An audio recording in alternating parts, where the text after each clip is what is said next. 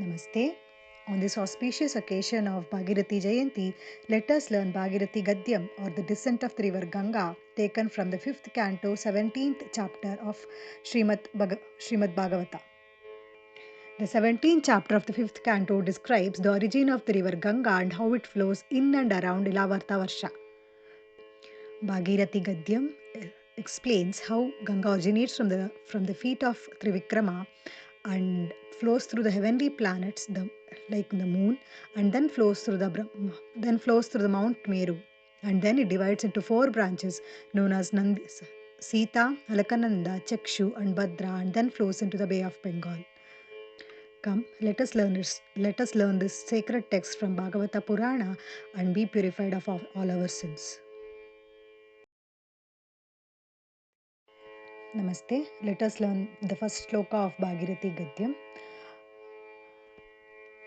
अथ भागीरथि गद्यं श्रीशुक उवाच तत्र भागवत साक्षात् यज्ञलिङ्गस्य विष्णोः विक्रमातः वामपाद अङ्गुष्ठानकनिर्भिन्न ऊर्ध्व अन्धकटाः विवरणेन अन्तःप्रविष्टाया बाह्यजलाधार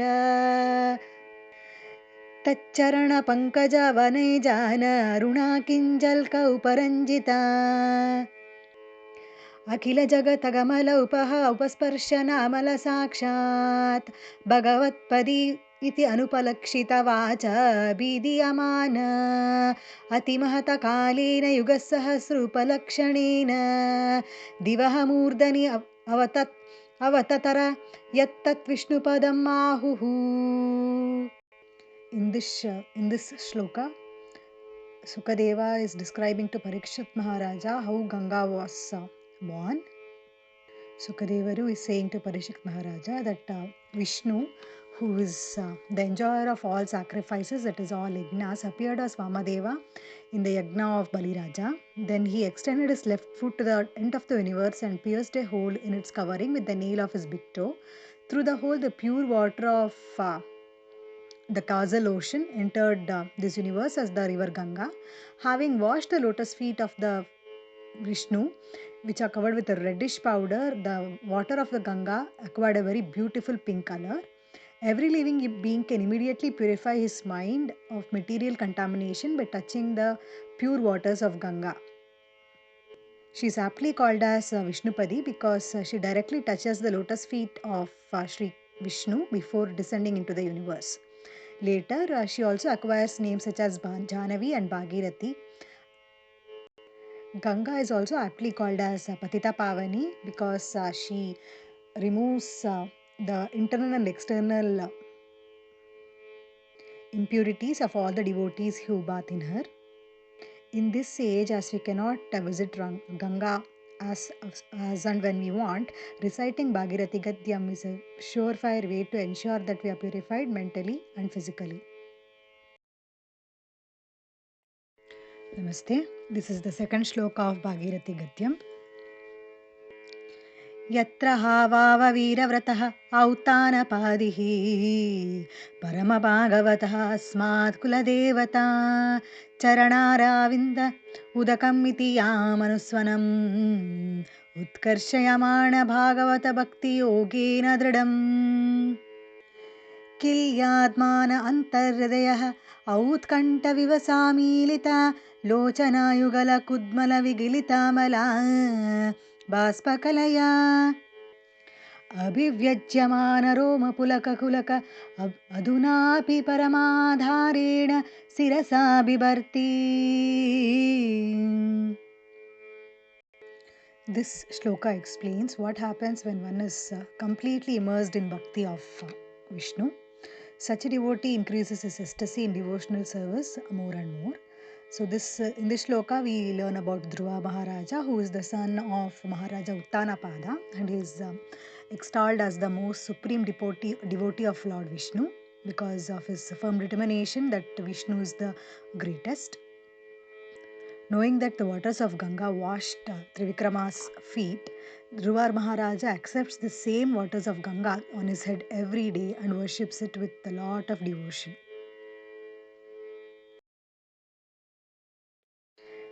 Namaste. Let's learn the third shloka of Bhagirathi Gadyam. ततः सप्तऋषयः तत्प्रभावाभिघ्नः याम्ननुतापशः अत्यन्तकी सिद्धिः एतावति भगवति सर्वात्मानि वासुदेवे अनुपरता भक्तियोगलाभेन एव उपेक्षित अन्य आत्मगतयः मुक्तिम् इव आगतं मुमुक्षवः इव सबाहुमनम् अद्यापि जटजुटैः उधवन्ति. This shloka describes about the 7 great sages, saints or rishis, Marichi, Vasishta, Atri and so on, who reside beneath the Dhruvaloka. All these rishis keep the waters of Ganga on their head because they know that this is the ultimate wealth. It is having Ganga on your head is the best way to purify yourself. By keeping Ganga on their head, they seek to learn more and more about Lord Vishnu and imbibe his auspicious qualities in themselves too. Let us learn fourth shloka of Bhagirathi Gadyam. ततहानेका सहस्रकोटिविमानानिका सङ्कुलदेवयानेन अवतरन्ति इन्दुमण्डलम् Acharya ब्रह्मसदने निपतन्ति. This shloka explains how after purifying the 7 planets of 7 rishis near Dhruvaloka, that is the pole star, the water from Ganga is carried through different places of different devatas, and then she finally reaches Chandraloka, and from Chandraloka she finally reaches the top of Mount Meru, which is also known as Sumeru Parvata. And from these peaks of Sumeru Parvata or from the peaks of Himalayas, it flows to Haridwar and throughout the other plains of India, purifying the entire land. Let us learn the 5th shloka of Bhagirathi Gadyam. तत्र चतुरार्ध विद्यमान चतुर्भिः नामभिः चतुर्दिशम् अभिस्पन्दन्ति न दानदीपतिम् एव अभिनिवसति सीतालकनन्दा चक्षुः भद्रा इति. This shloka describes how Ganga divides into 4 tributaries or 4 branches from the top of Mount Meru in 4 different directions, that is east, west, north and south.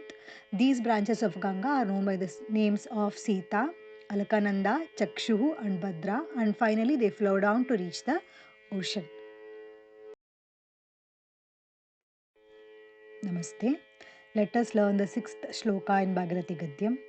Sita तु ब्रह्मसदनात् केसराचल आदिगिरिशिखरेभ्यः अधः प्रसरन्ति गन्धमादनमृधाशु पतित्वा अन्तरेण भद्रस्वावर्षं प्रत्यं दिशि क्षरसमुद्रं प्रविश्यति. This shloka explains about the flow of the tributary of Ganga called as Sita.